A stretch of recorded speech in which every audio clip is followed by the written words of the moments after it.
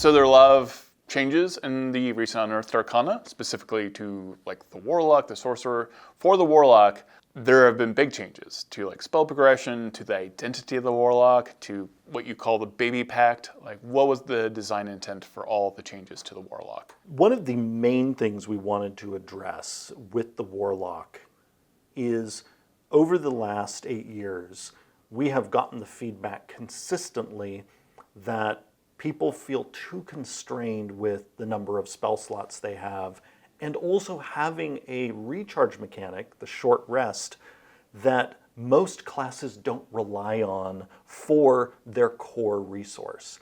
And so that has led us to exploring how can we get the Warlock to essentially be on a similar resource reacquisition schedule as the rest of the party. Because being out of sync with the rest of the party has caused in many group situations where the Warlock isn't sure if they're ever going to get a short rest, and then that can lead to spell slot hoarding, which then can lead to the Warlock not actually casting their spells, which is essentially the same as not even having spells. And we always in our design prioritize actual power versus potential power. And so for us, it is actually a design problem if we see you have this potential power on your character sheet, but we don't see that you're actually using it. We want you to have actual power, not just potential power. And so what we're exploring with the Warlock is how can we take the sort of promise of the Warlock and ensure that it is an actuality. And we are expecting it's going to take a few iterations to zero in on what feels right for the class and for people who love playing it. And so the version that we have in the most recent Unearthed Arcana is essentially round one of how can we preserve all the distinctiveness of the Warlock. I mean, that's why, Eldritch Invocations are still there, Mystic Arcanum is still there, the pacts are still there, pack Boons are still there. All the main pieces of the Warlock are still present, with the main difference being that we are exploring a different take on the Warlock spellcasting feature.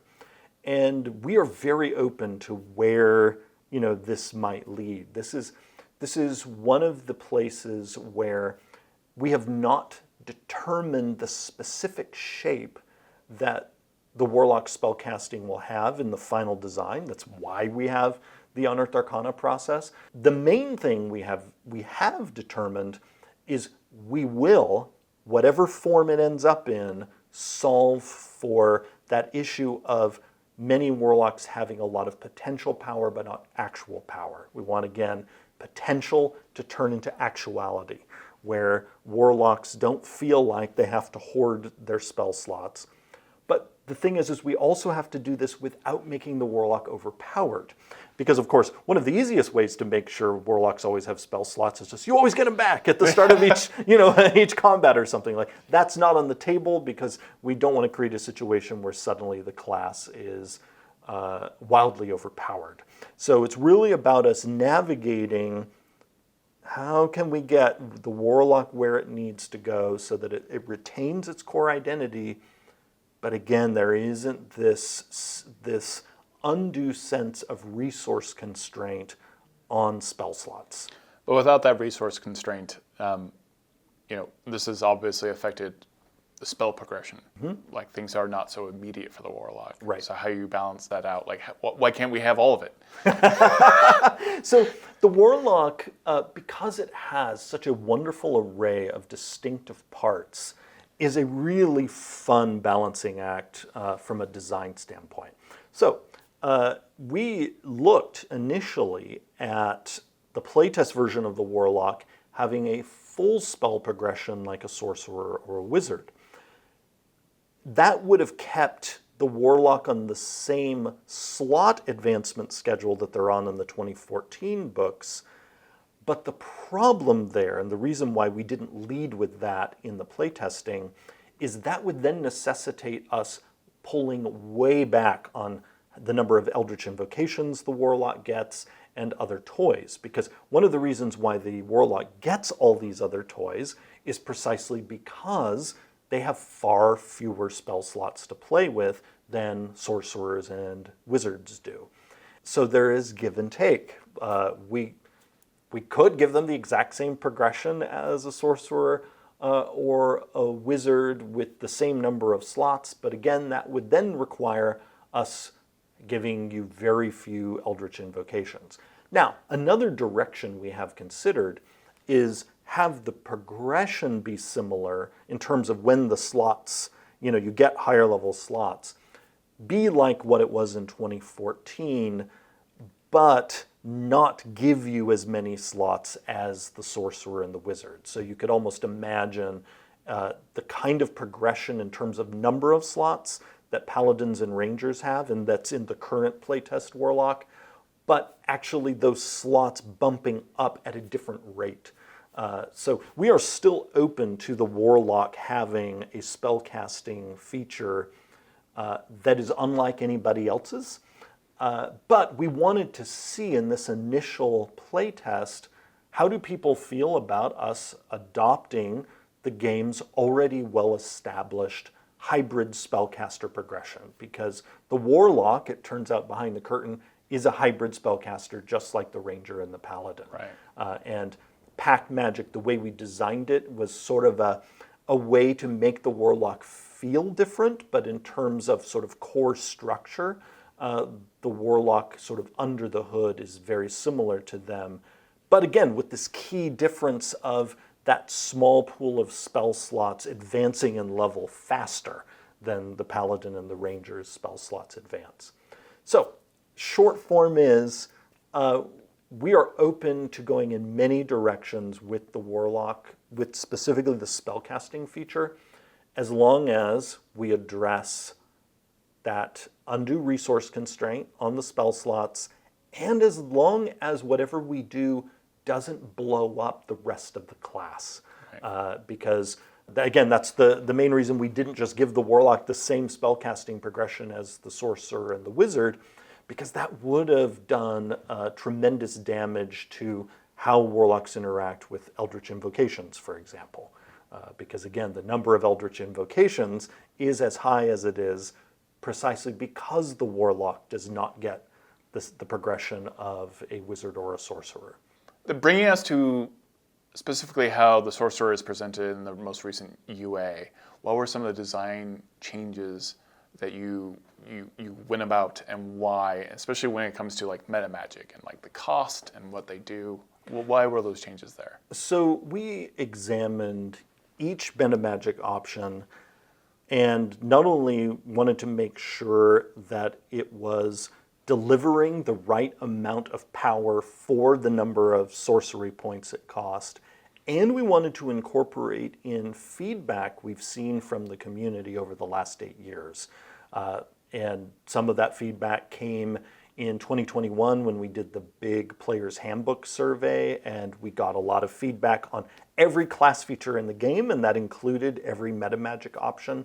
We dug deep into that feedback and saw like which options people felt were subpar, which ones people thought were overpowered. We looked at our own playtesting of the class over the last 8 years, and that's why you'll see a number of the options got juicier.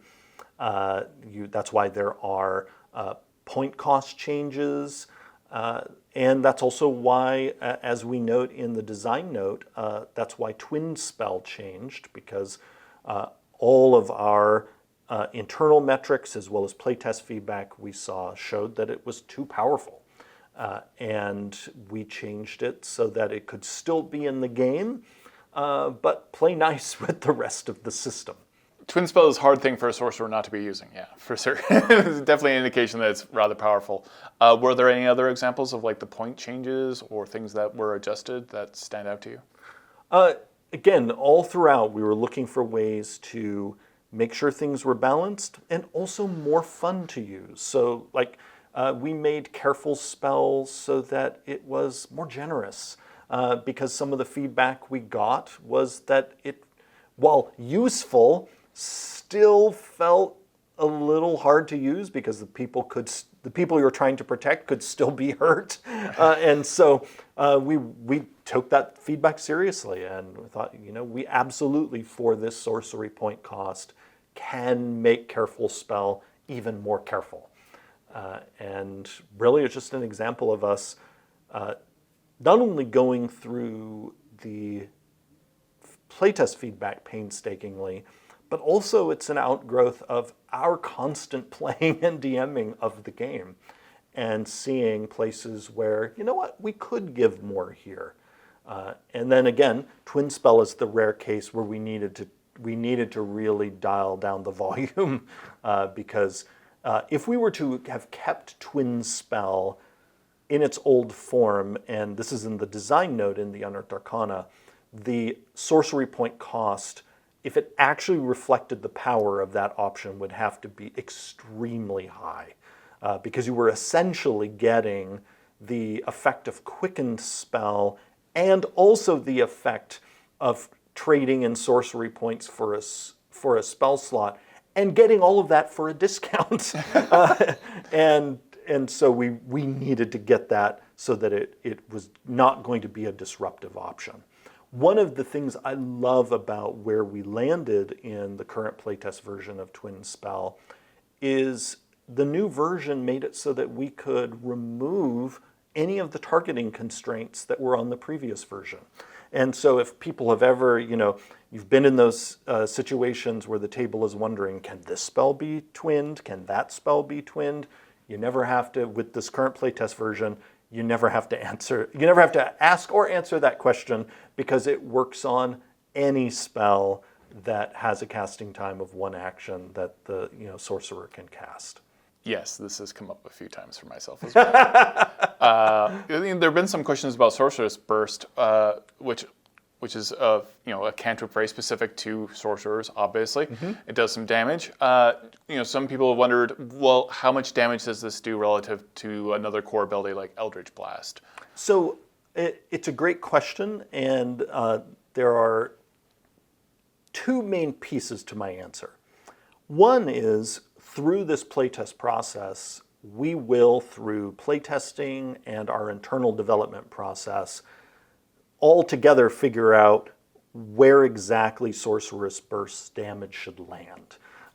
And so anytime we introduce brand new design like this, we'll see where it is appropriate for that spell to land for print. And where it is right now is what our sort of initial internal metrics say it should be, but extensive playtesting often can lead to us ending up in a different place numerically than where we started. The other part of my answer is about class comparisons.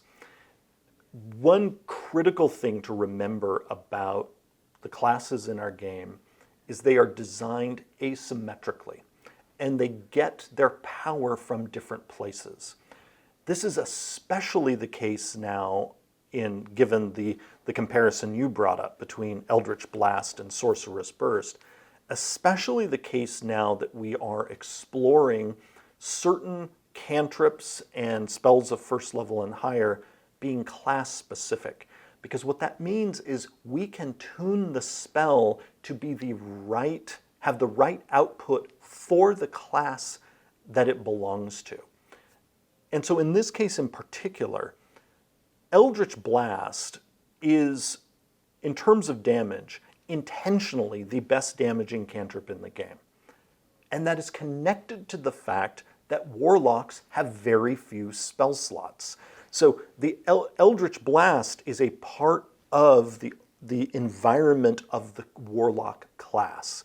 So comparing it to Sorcerer's Burst or Ray of Frost or any other cantrip in the game isn't helpful because Eldritch Blast is tuned for the Warlock in the context of all of the Warlocks of their sources of power.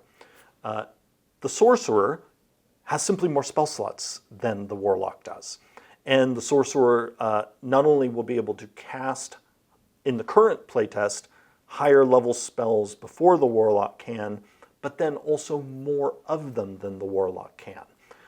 And so, yeah, the Warlock's cantrip is going to be better as long as they don't have the same interaction with spell slots and spell levels. You could not get me more nervous about giving Warlocks too many spell levels quicker than telling me that Eldritch Blast would have to be weaker. Just instinctually, I'm like, oh no. It would have to be. No. And that's what I was getting about Yeah. earlier, that the main reason we did not give the Warlock the spell progression of the Sorcerer and the Wizard is it would mean almost everything else in the Warlock would have to change. Because everything in the Warlock, from, again, Eldritch Invocations to how much damage Eldritch Blast deals, all of that is in the context of the Warlock's constrained access to spell slot spellcasting. And so the approach we took was keep as much of the Warlock intact as possible while addressing this issue specifically with spellcasting. And that is the approach we'll continue to take as, again, we iterate to get to the place where Warlock players, overall are saying, yeah, that's it. That's what we want. And again, it might take several versions until we get there. One of the most interesting things about this Unearthed Arcana is that you do have specific cantrips or specific spells locked to a class or as a core feature of that class. Why did that come about? This is a design space we were excited to enter into because it allows us to create spells that speak specifically to how a class is balanced, to that class's story and identity, and in a way allows us to be more generous with the design than we would be if the spell was on a shared list with other classes. Spells that are on shared lists have to work with every class that has access to that spell. They have to also have kind of a generalized balance, especially if they're available to a lot of classes. We have to balance them with the idea that, well, any one of these classes could take it, and the spell needs to feel like it has a appropriate power no matter which one of these classes is using it. The moment we say that this spell is usable only by members of this class, that gives us a very different environment for the design, because then all we have to ensure is this is right for Warlocks versus this other one, this is right for Sorcerers, and this other one, this is right for Wizards, so on and so forth. And it also means that the spells can even refer to features within the class. We do this, for example, in some of the new Sorcerer spells, where they can actually talk about your sorcery points. Whereas if it were a general spell shared by many classes, the spell would never do that.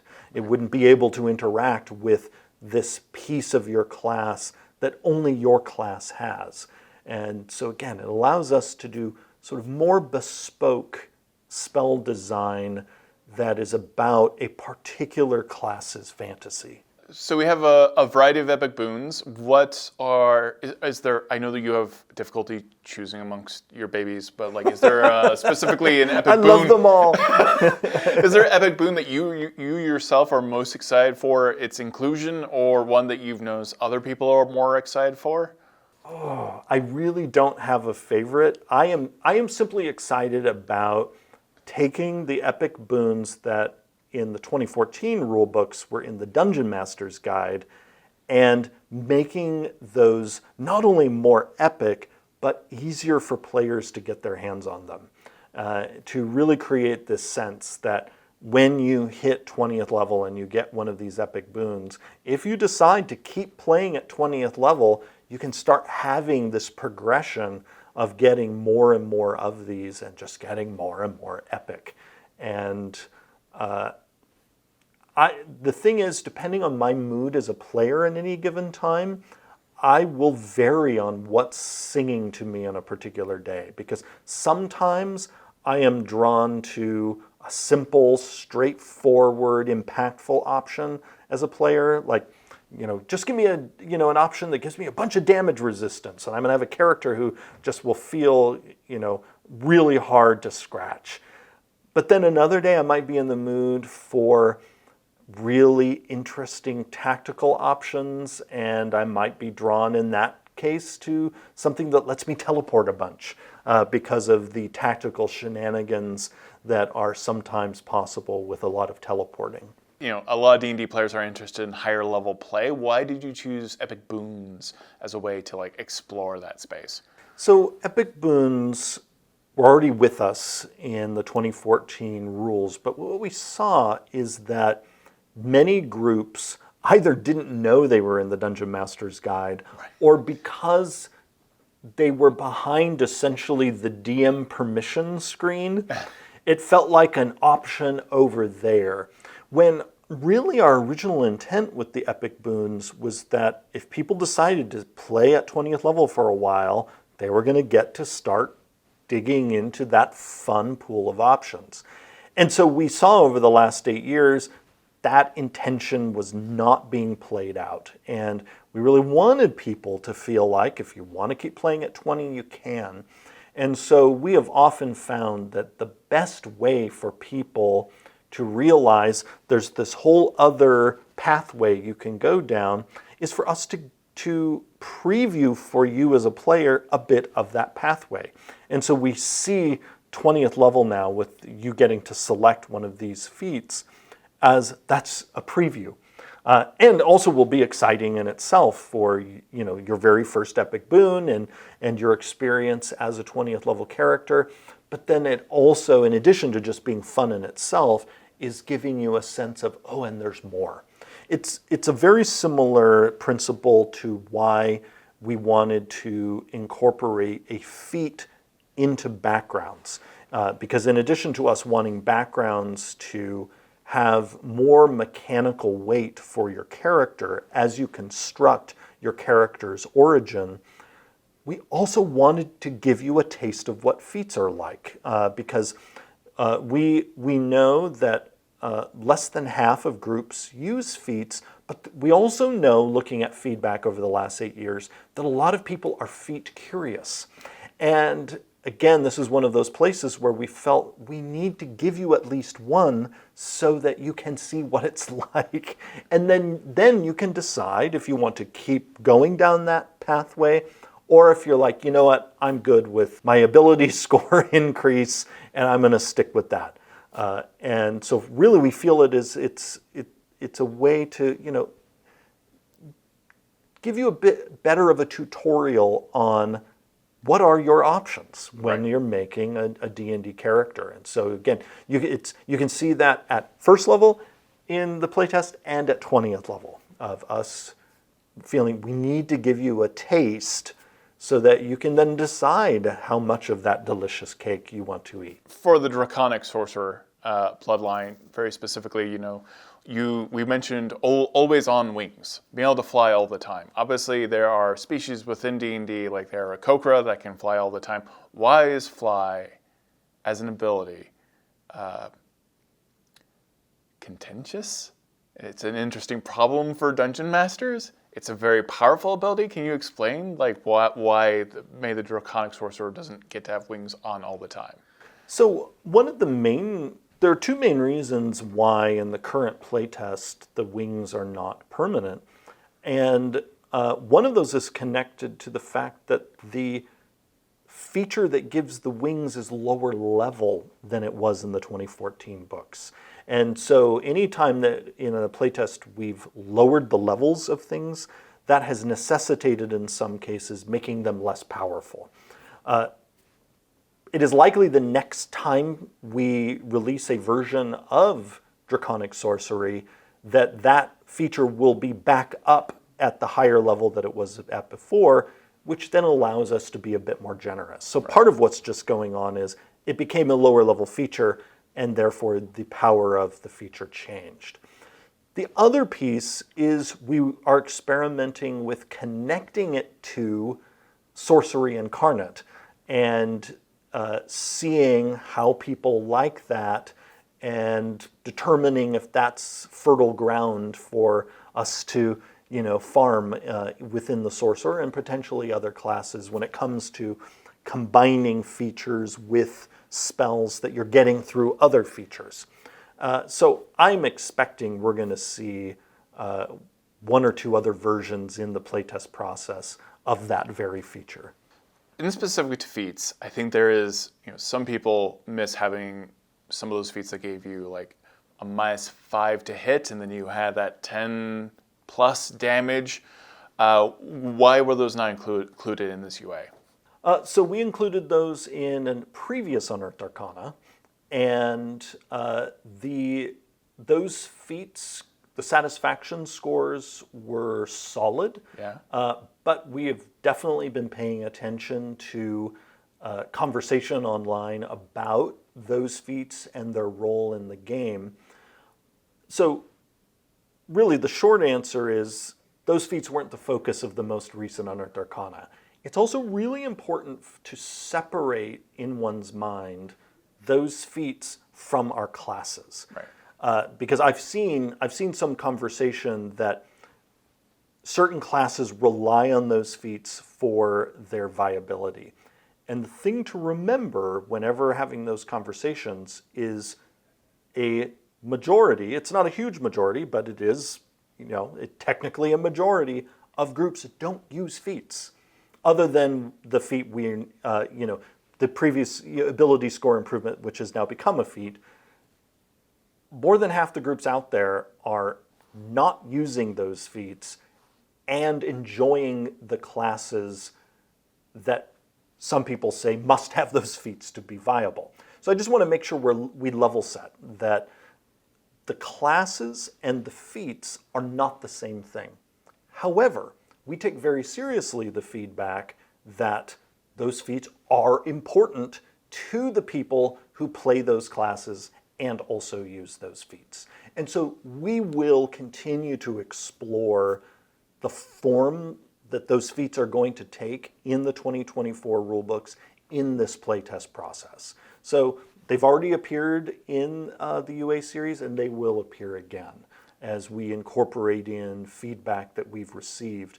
But again, I would encourage people, think of the classes separate from the feats, because again, not every group even uses the feats. Right. And what's really important is that the classes sing, given all the parts that are within them, and then they also sing if they are enhanced through the use of certain feats. This brings me to weapon mastery. You've got a really great new feature, especially for anyone that has, weapon mastery, to use weapons in a different way. How do you balance that with making sure that combat still progresses in a quick manner? That goal of making sure things move as quickly as possible, even with the introduction of weapon mastery, that is something that we have focused on for months in our internal playtesting. And so the weapon mastery options that are in the current playtest are the result of a lot of playtesting. And that's actually why there are some masteries that are not there that were present in earlier playtests. It's also why some of the options that are there are different than they were earlier in our playtests, because in some cases we had versions that slowed things down more than we wanted or were too powerful. We have sought to strike a balance between mastery options that give you really juicy tactical options, along with some that are super straightforward. And so it is intentional that flex, for instance, is just a damage bump. That is an example of a mastery that is there for the players who still want the option, even if they're playing a fighter or a barbarian or another class who has weapon mastery, of just swinging their sword and dealing some damage. And so we wanted to make sure, as in so many things in our game, that we have a range of options that not only represent different tactical options, but also different levels of complexity, different play styles. And so that's why the mastery options have different levels of tactical usefulness and complexity, just as spells do, for instance. One thing that we often have in mind as we work on weapon mastery is what we do in cantrips for our spellcasters. We have, on one hand, a cantrip like Ray of Frost that deals damage and slows somebody, but then compare that to Firebolt. That's just some damage. And there are some people who just want to deal that damage and like that that die is bigger than the Ray of Frost die. But then there are other people who want the tactical option that Ray of Frost brings. D&D, part of its magic is it has room for both. And we always have to make sure we preserve that because in the broader D&D community, there are people who want both styles of play as options. Wizards seem like a complex class and also have complex subclasses, at least to myself. How do you balance something like Create Spell? This seems like a design challenge. Create Spell went through multiple versions in our internal design and playtesting before the version that you saw here. We had an earlier version that was sort of off the hook in terms of how powerful it got. And so we went through some iterations and got it to the form that it's in now. And we will continue to iterate on it. I'm excited to see that it's resonating with a lot of people who have seen it, really tapping into that idea of the wizard as the magical scientist. And we will continue to balance it so that it works well in the game. And I've seen, great questions like, once you've renamed a spell, can it now essentially stack with itself because it was renamed? We will address that in future versions of the spell.